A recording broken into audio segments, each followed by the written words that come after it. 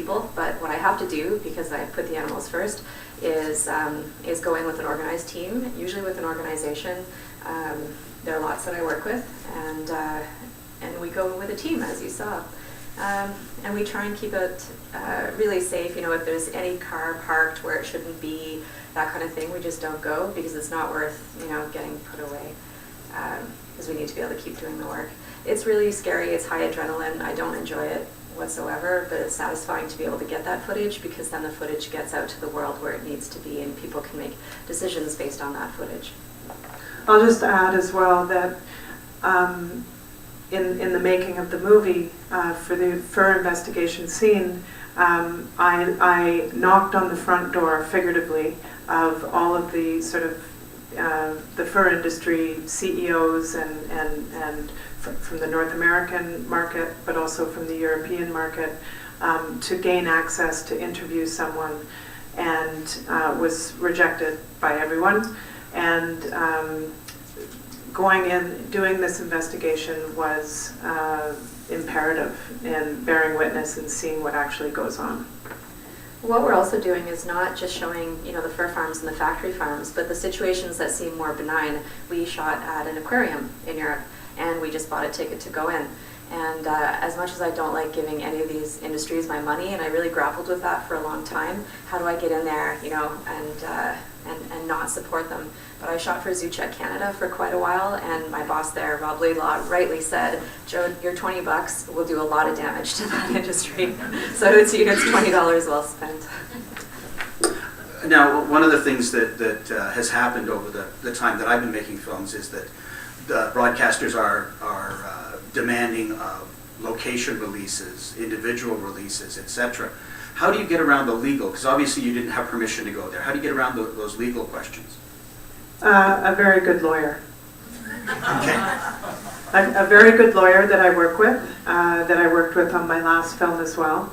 And, you know, just being incredibly, because when you have a broadcaster, you need E&O, that's errors and omissions insurance. And yes, we did get it. We did everything as we were supposed to. So, have a good lawyer. Good. As far as all the covert stuff goes, we saw Joe going in there with, you know, 2 DSLRs and so on and so forth. But as far as the filmmaking goes, what cameras were you sneaking in there? What equipment were you working with? Because that's like a whole kit and caboodle. Should we be repeating the questions in case? Yes. So the question is, what was the equipment package for doing the investigation work for the film? Very low key, and I never travel with lights ever. I like natural lighting, and I work with a phenomenal cinematographer named John Price, and we share the same aesthetics. And he is wonderful on the fly, as a, you know, doing this kind of observational cinematography, and I also always shoot as well. So we had a small package that consisted of the C300 and my 5D camera, and a couple of lenses, interchangeable, and actually 3 lenses that were interchangeable. Lots of digital cards, and we would back up at the end of every day, and a good sound package. So we also travel with a sound recordist. And in the fur investigation scene, actually our sound recordist, Jason Milligan, stayed on the outside perimeter and had an incredible omnidirectional microphone so that he could capture the overall ambience of what was going on inside with the crying and the animals. Yeah. And one small LED light that you can buy at a photo store for $300 or at Canadian Tire for $3.99. I have lots of those now.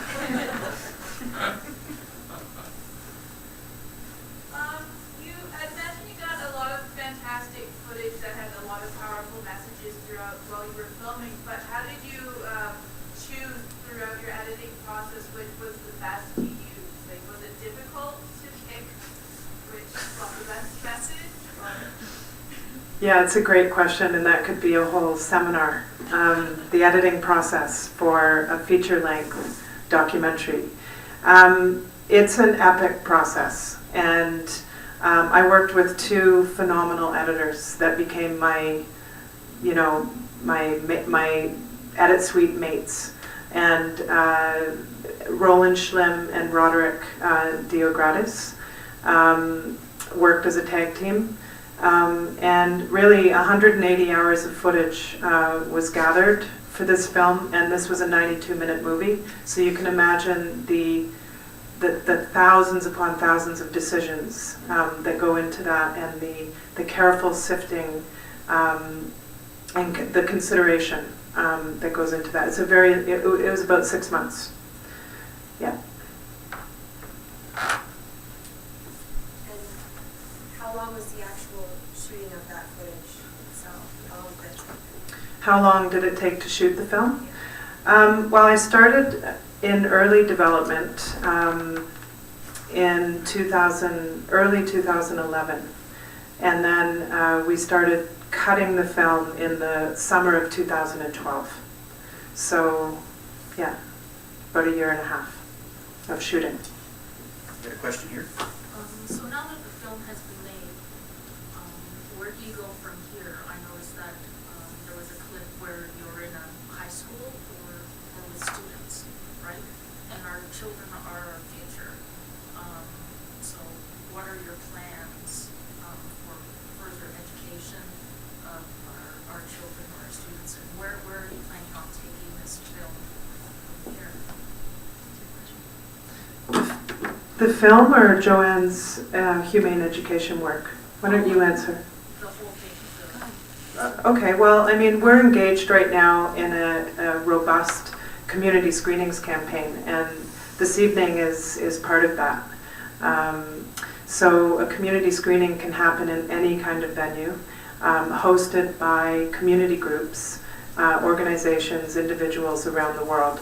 And there's a big core audience demand around the world. So I've been very focused since January on getting the film to those people and expanding the core audience. So, 2013 was all about having a fairly prominent premiere in different territories, primarily North America.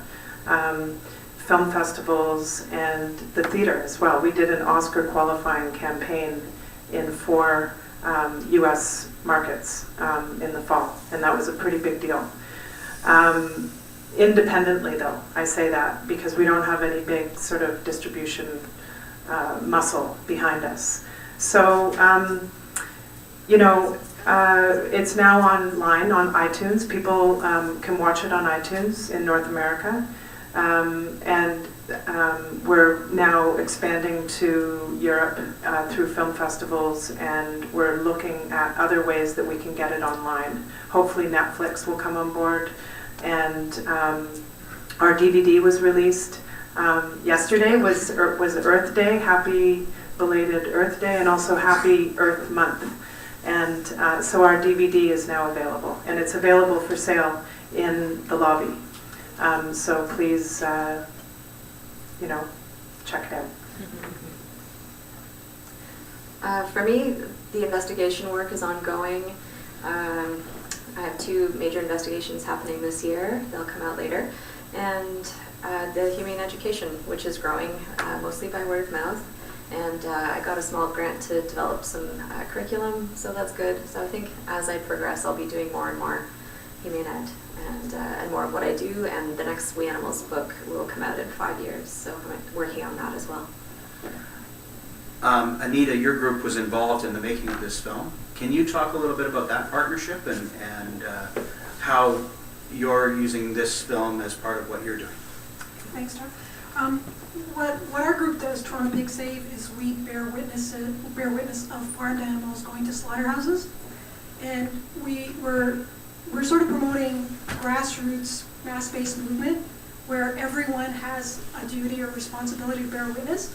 And a lot of these factory farms and fur farms are hidden, but there's surprising access to the 800 million farm animals that are being killed every year in Canada. So every one of you could actually very easily bear witness to cows, precious cows that are like 16 months old, going to 2 slaughterhouses in Toronto at St. Helens Meat Packers and Riding Regency Meat Packers. And we have a vigil there tomorrow morning at 8 a.m. And so in the film, you see a scene at Lakeshore in Strawn, in front of the Princess Gates, at the exhibition. Talk about access. I mean, all of us can have that access. And when we discovered that, what we called Pig Island, there was a commitment that I personally made when I first saw the pigs in the trucks to do a minimum of 3 vigils per week. And we've done that for almost 3 years. You do not have that access to Pig Island now. Right now, Quality Meat Packers, the big slaughterhouse, is in predator protection. So we haven't seen pigs for about 3 weeks. And the slaughterhouse is closed for now because of the PED, the diarrhea crisis, and the price of pigs went from $160 to $280, and they weren't paying the factory farms, so they stopped delivering. So right now you don't have that access. But you do have access to cows going to slaughter and chickens going to slaughter in the northwest of Toronto at St. Clair and Kiel. So please join us. I actually believe that every single one of us has a duty to bear witness. And not only that, to bring out your family, your mother, your grandmother, your children, your friends. Because I think if we bear witness, if every single human being bears witness to every single animal that's going to slaughter, then it will end soon. Because if slaughterhouses had glass walls, everybody would be vegan. I have no doubt about it. And we're informed by Gandhi and Tolstoy in our approach, which is a love-based approach. And so we're welcoming, and we have open arms for any slaughterhouse worker that wants to join us. And today we have Tim Fretwell in the audience, who worked as a pig slaughterer for 13 years. And we're very grateful that he's joined us and he's going vegan. And more than that, being an animal activist. We don't just want you to go vegan, every single one of you. We don't just want you to go vegan, but we want you to be an activist. That's the way this is going to end, so that we won't have ghosts anymore, because they don't deserve to be ghosts. They deserve to be just like you and me.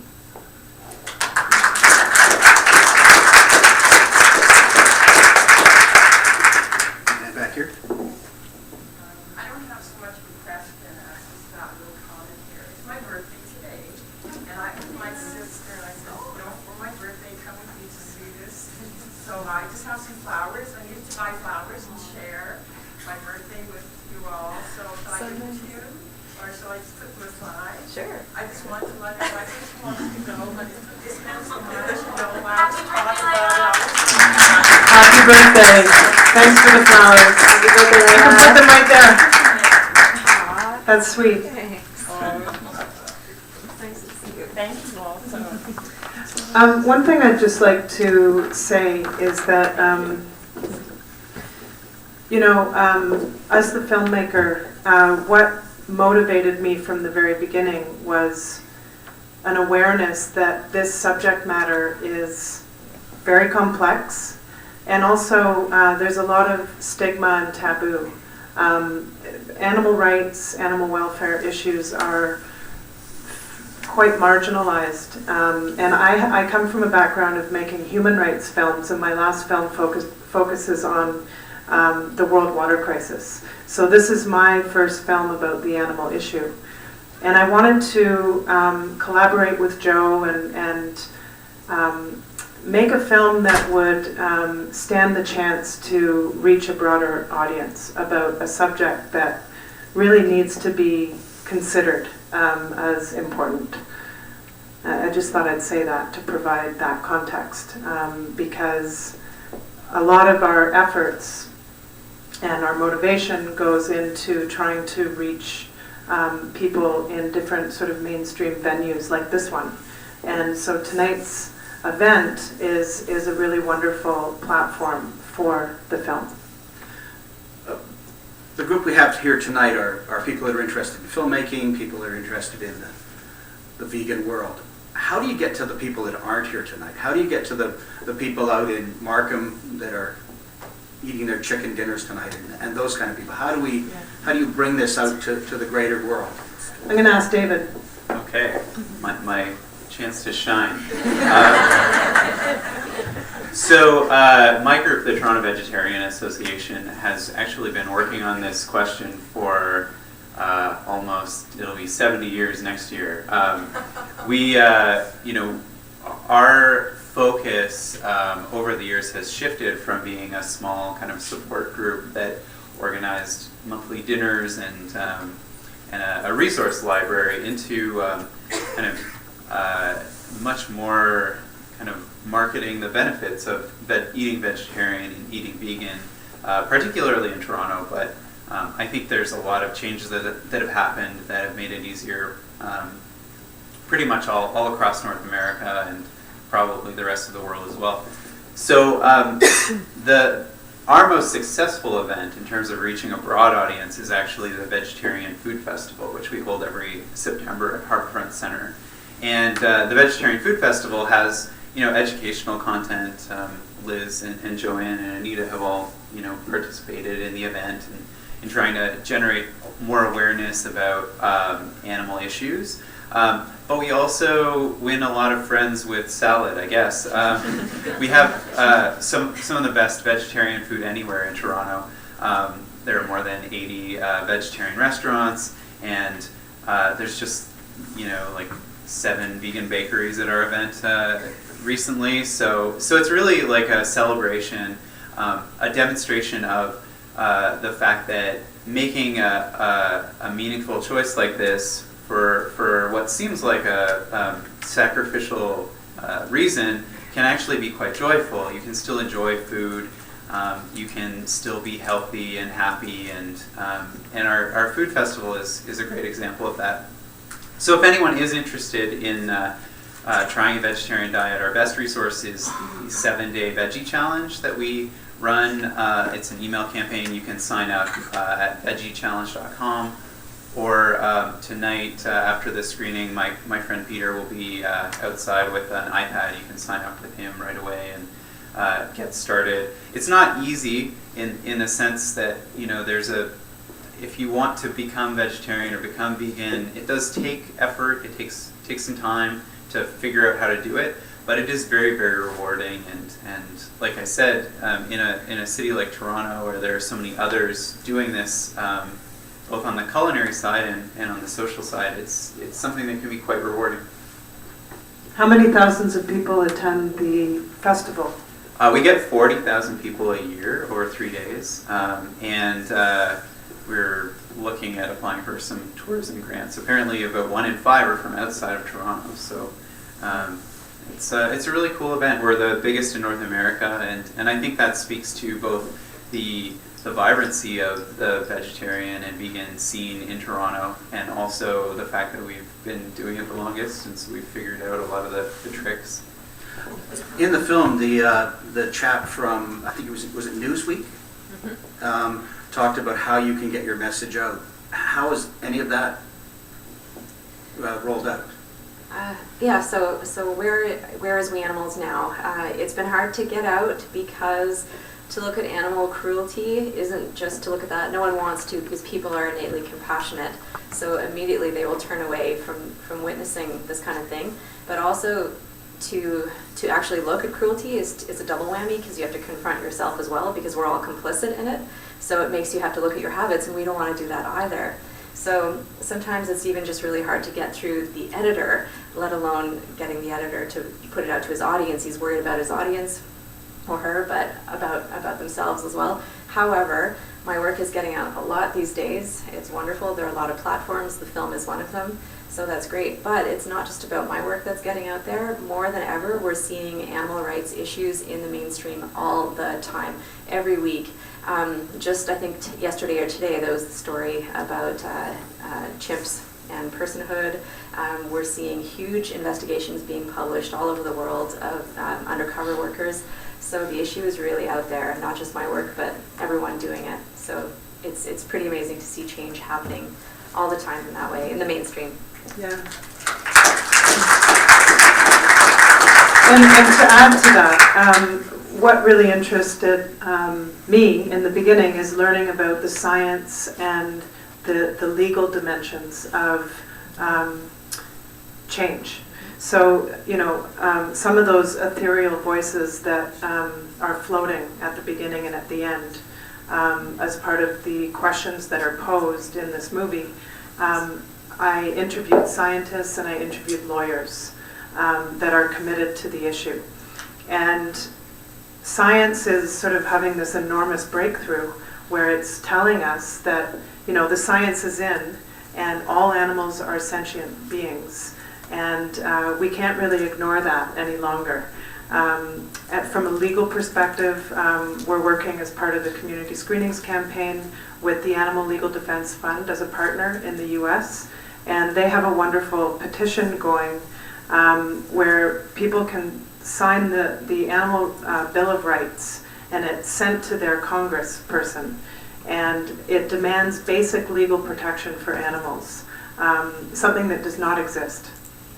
We've cleverly categorized animals into three parts. Our pets, who we love and give names to. Wildlife, because most of us would like to see diversity of species and conservation. And then there's the billions of others, and they are the ghosts. And, we're very compartmentalized in how we think and how we function. And so this film is really meant to remove our blinders, to show us all of the other animals. Can I just pick up with a compliment? The chimps and the charismatic megafauna and the domestic animals and food animals, it is. And we have the easiest access to them as well, and they are the most abused, you would argue. So that's, I think, one of the main reasons they're in the film. I'm trying to look at that in my work for sure. My book, We Animals, opens with a jade-headed beetle and talks about how dung beetles chart their way by the Milky Way, which is incredible. This is a Swedish study from 2013. So I started the book with that, really trying to say, hey, look, this isn't just about cows with pretty eyelashes. And I'm more and more I'm looking at reptiles as well. But it's hard because you have to break through like the fear of rattlesnakes before you can even get people to empathize. So it's definitely a bigger struggle. But like lobsters hold hands with each other, for example. There's so many interesting details about fish, and there needs to be more science about that, and photography, but I don't shoot underwater. But some people do. There's a film that is concurrently being released called Speciesism, and it deals precisely with your question. This film was very strategic. I started with the eye of a beautiful horse to scaffold people into the scene that happens about 25 minutes into the movie, where Joanne says that she's always felt a community with animals, and she's stroking a chicken. And the reason I didn't start with a chicken or something, I just think that people shut off and see chickens as food immediately. We're conditioned to see them only as food. And I would say that most people would even still think that a vegetarian, not most, many people still think that if you're vegetarian that you'll eat chicken and fish. So this film is not really meant to sort of break down the whole speciesism equation or question, but rather scaffold people into an experience, both emotionally, intellectually, and viscerally, of non-human animals as being sentient creatures that deserve dignity and respect. And so I think from that vantage point, that thesis point, it's a different question that the film is actually raising. Can I also mention that we started with Toronto Pig Safe because there's a pig slaughterhouse near where I live, and that's how it started. But now we have Toronto Cow Safe and a Toronto Chicken Safe because there's a Maple Leaf Poultry on 100 Ethel Street near St. Clair and Keele. The other thing I wanted to mention is the SAVE movement has grown. It's a term that Joanne kindly dubbed for us a while ago. And so we've used it now, the SAVE movement.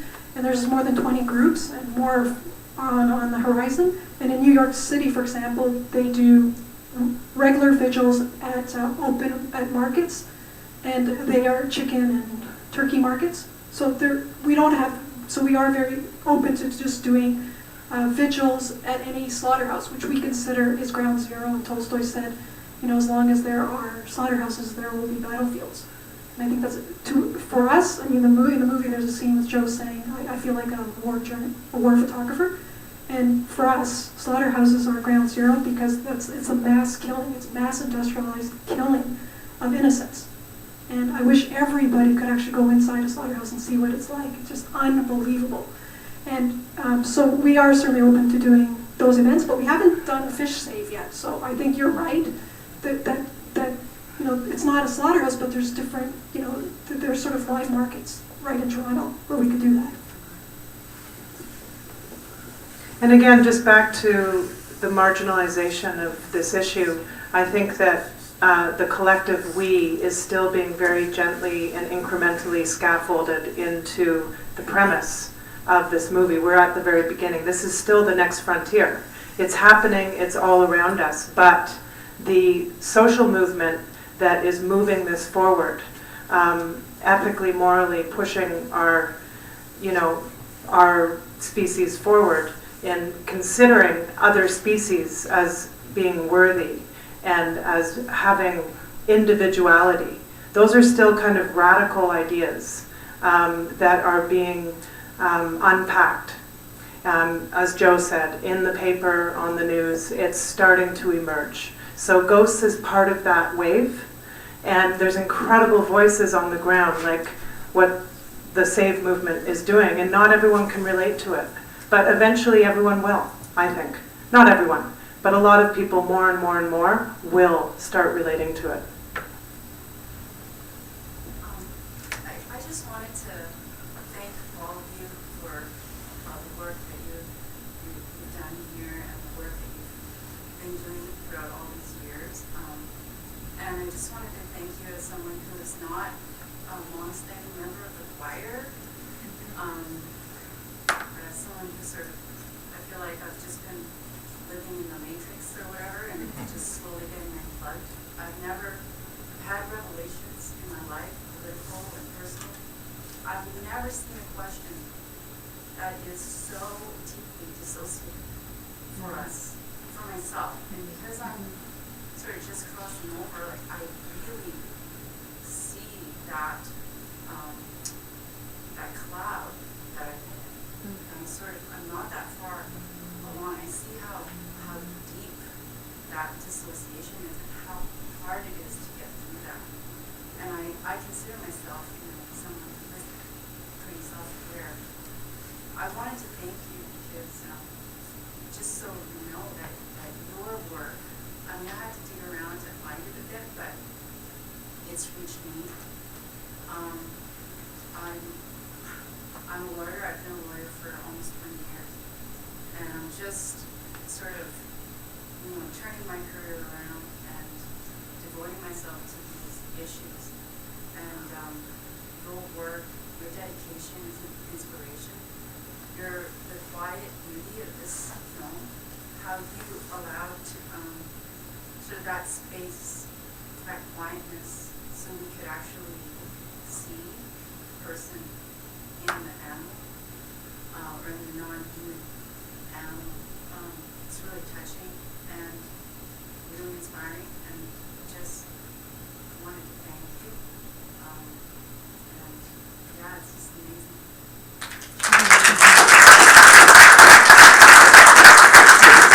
One more question. I have a question back there. Yes. Yep.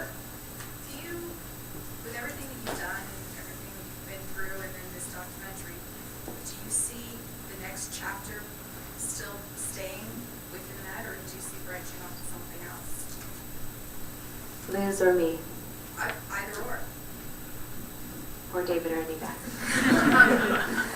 I know with Liz, it's been really focused on the animals and the ghosts and everything.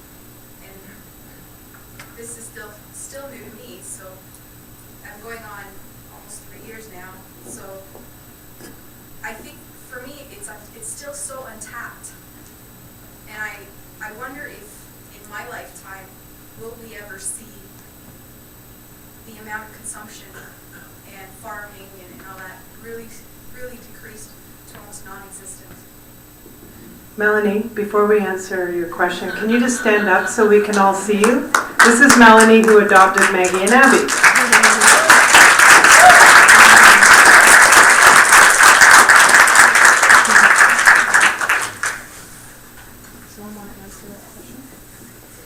I have one for you. Most of my film practice has been science, art history, these kind of films, which are less emotional. I've never wanted to make films like this. I don't think I could, because I would be too torn up for it. I mean, and I think you mentioned PTSD in the film. So how do you deal with this kind of brutality, in a sense, on a day-to-day basis when you're making a film like this? I mean, how do you discharge that? And this is going to be the last question because we're running out of time. So I hate to grab the last one, but I'll ask you both how you dealt with those issues of the emotional side of it. Well, how as a filmmaker have I processed the sort of barbarism of the issue and dealt with, you know, a lot of the footage and sitting in an edit suite and reviewing footage for months and finding its shape and figuring out how to tell the story. It's therapeutic to put it all together. I think that if I were, you know, a hired hand on a project like this and I came in, did some shooting or something, or did some directing in the field and then went away, I think I would have a different, more difficult process. I think staying with the material and making sense of it and then trying to get it out there and to be part of the change, and as part of this community screenings campaign is very engaging, and we meet hopeful, beautiful, kind, compassionate, motivated, inspiring people every single day. And that is fuel. It's like nourishment. So I would say that more than anything, it's a positive movement to be part of. Do you want to say anything? I think we can all say something, and I'm sure Anita wants to speak about bearing witness as well as a tool for coping. I've definitely, you know, after years of doing this, and I just came back from a week in the field, so I'm feeling a little broken right now. But I think the best way is just to take that anger and that awareness of the emergency that animals are experiencing right now, and to channel it into creating change however way you can. You've seen how I do it, but everyone here has a skill and a thing that they love to do, and use that to make the world a better place. And take that anger and that adrenaline and that motivation and turn it into something good. Even if you feel like, you know, it's only affecting one person, or what can one person do, we need everyone in this room. There are so few people working for animals that if everyone can do one little thing, you know, every day, that would be that'll create change. Can I go first? Yes. Okay. I went to in my one of my hobbies is writing poetry. I went to a poetry conference 2 or 3 weeks ago, and it was a social justice poetry conference, 4 days long. Hundreds of poets gathered from mostly around the Washington, D.C. area. There was one panel discussion on incorporating animals into social justice poetry, which is one more than there's ever been at that festival before. But what was really cool about it was, you know, I'm obviously already quite passionate about these issues, but a lot of the people who attended the panel weren't, and so the subject matter was new to them. It was expressed in an original and creative way that helped to put them in someone else's shoes and look at this issue from a different perspective. And I know at least one of the keynote poets from the conference was in attendance, and she said to my friend who moderated the panel that after that she had decided to become vegan. So you know, some of this change will happen really slowly, but I think it's on the move. The evidence is both on, you know, how it's perpetuating itself, how this issue is getting into art and the news and professional organizations doing work But also on that, at least from my perspective as a vegetarian advocate, on the food side, it's becoming so much easier that if we can hit people with the right nudge towards a more compassionate diet, there are more opportunities for them to take advantage of that than ever before. Can I say one more thing? Yeah. That sort of ties into, Mel, your question about are things changing.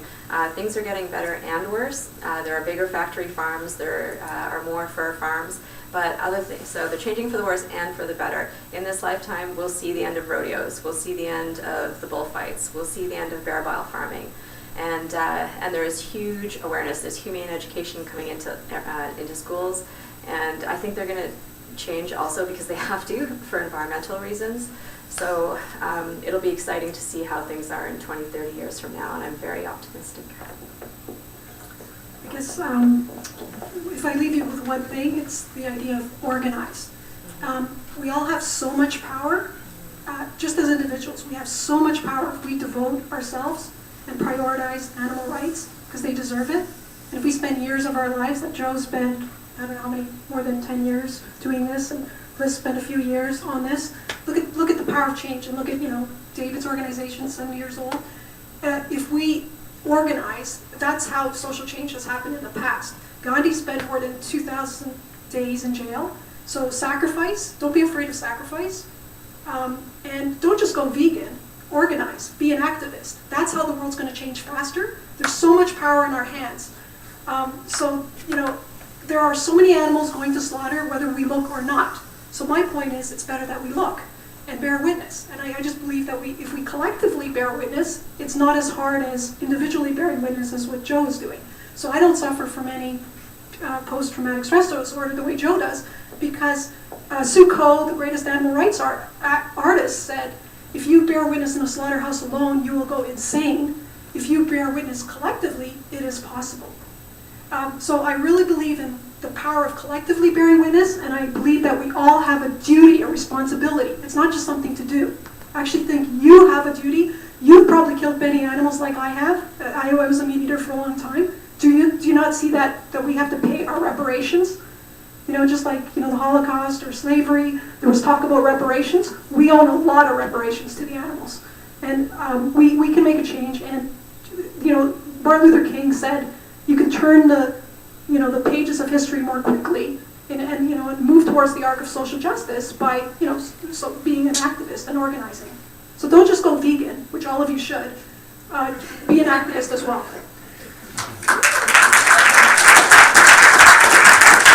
I'd like to thank Liz and Joanne for bringing out the film, and David and Anita for coming tonight. Now I'd like to introduce Jamie back, and thank you all for coming. And thank you, Jamie, and Rain Dance Canada, and Open Cinema, Connecting the Dots, Mandy Lee, and also the incredible team that I worked with to create this film. There's a huge team of people. So thank you, so many thank yous. Thank you. Thank our volunteers. I don't know about you guys, but I really need a drink.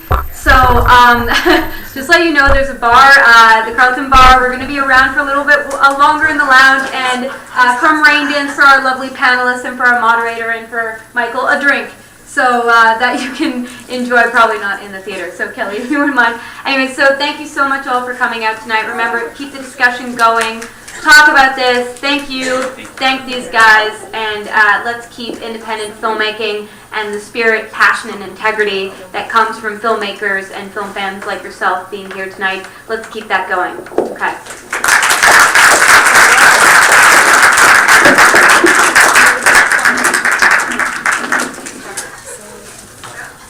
Hashtag for the ghosts.